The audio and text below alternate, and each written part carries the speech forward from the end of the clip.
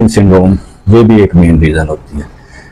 Cushion syndrome और cushion disease दो different entities हैं। एक में तो हमारे जिस्म के अंदर ही जो है कोई हार्मोन्स का इशू होगा, उस पर फिर डिटेल में बात करेंगे। जो कुशन सिंड्रोम है, इसमें होता यह है कि हम बच्चों को किसी न किसी सूरत में स्टेरॉइड्स बाहर से दे रहे होते हैं। स्टेरॉइड्स जो हैं वो इन द एंड हमारी बोन्स को पे इफेक्ट करते हैं, हमारे किडनीज पे इफेक्ट करते हैं, और जो है किडनीज पे इफेक्ट करने की वजह से जो है बच्चों को न्यूट्रिशनल अनीमिया हो जाएगा, और ये सारे प्रॉब्लम्स के साथ ही बच्चे का कद छोटा रह सकता है।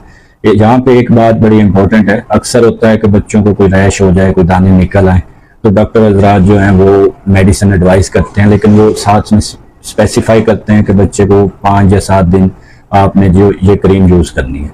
लेकिन पेरेंट्स क्या करते हैं कि वो क्रीम लंबे अरसे के लिए स्टार्ट कर देते हैं, और ये जो वजह होती है, ये सबसे मेन वजह होती है जिस बच्चों में जो है कुशन सिंड्रोम की।